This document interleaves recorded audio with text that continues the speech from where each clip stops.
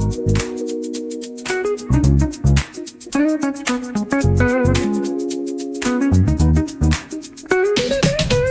down the boulevard, sun hit. એક જમાનાની વાત છે. અત્યંત સુંદર અને ઘનઘોર જંગલ હતો, જ્યાં દરેક પ્રકારના પશુપક્ષીઓ આનંદથી અને શાંતિથી રહેતા હતા. આ જંગલમાં ઊંડા કૂવો, વહેતી નદીઓ, પર્વતો અને હરિયાળીથી ભરેલું વાતાવરણ હતું.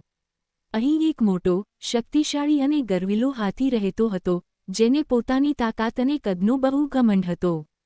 હાથી રોજ સવારે જંગલમાં ફરવા નીકળતો અને જેનાથી મળતો તેને ધક્કો મારતો, ઝાડ તોડતો, નાની પ્રજાતિના પ્રાણીઓને હેરાન કરતો.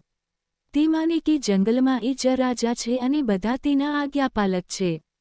નાની નાની પ્રજાતિના પ્રાણીઓ, જેમ કે સસલાઓ, ખિસકોલીઓ અને માંદવાળા પ્રાણી તો તેને જોઈને દૂર જ ભાગતા.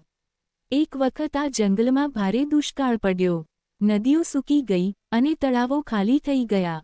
બધા પ્રાણીઓ તરસથી તડપી રહ્યા હતા. આખરે બધા માટે માત્ર એક જ કૂવો બચ્યો હતો, જેમાં થોડું પાણી હજી પણ હતું. આ કૂવો સસલાઓના વસવાટ વિસ્તારમાં આવેલો હતો. તેઓએ નિયમબદ્ધ રીતે પાણી વહેંચવાનું નક્કી કર્યું કે જેથી દરેકને બચી શકે.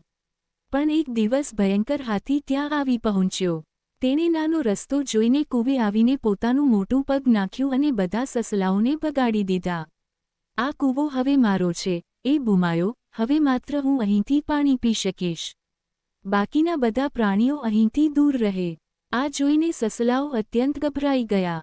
તેમના નાની છોકરાઓ તરસથી તડપી રહ્યા હતા. બધા સસલાઓ ભેગા મળીને રાજા સસલાના શરણમાં ગયા.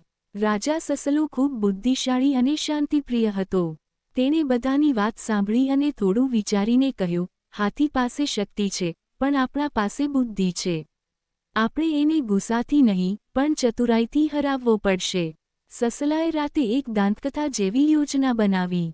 તે હાથી પાસે ગયો અને હળવે અવાજે કહ્યું, મહારાજ, હું ચાંદના દેવતા તરફથી તમારી સાથે સંદેશા લાવવા આવ્યો છું.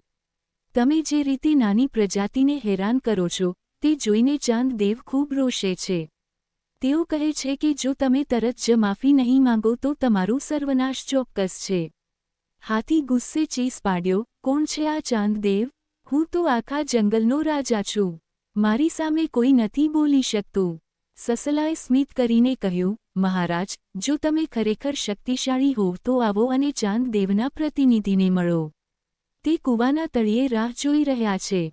હાથી ઝડપથી ચાલ્યો ગયો અને સસલાની સાથે કૂવા પાસે ગયો. રાત્રે ચાંદની તેજથી કૂવામાં પડછાયું ચમકી રહ્યું હતું. હાથીએ અંદર જોયું તો એને પોતાનું જ પ્રતિબિંબ ચાંદની સાથે કૂવામાં દેખાયું. તેણે વિચાર્યું કે એ કોઈ બીજો હાથી છે જે કૂવામાં વસે છે અને તે જ ચાંદ દેવનો રક્ષક છે. હાથી ચીસ પાડી, કોણ છે ત્યાં? બહાર આવ, હું તને પાતાળમાં મોકલી દઈશ. પ્રતિબિંબે પણ સમાન રીતે જવાબ આપ્યો. હાથી હવે એ વિમૂઢ થઈ ગયો. તેને લાગ્યું કે કૂવામાં રહેલું પ્રાણી તેને ભયભીત કરી રહ્યું છે. ગુસ્સે ભરાયેલો હાથી કૂવામાં કૂદી પડ્યો. પણ કૂવો ઊંડો હતો અને પાણી ઊંડાણમાં હતું. હાથી તેમાં ફસાઈ ગયો. તે બહાર આવી શક્યો નહીં.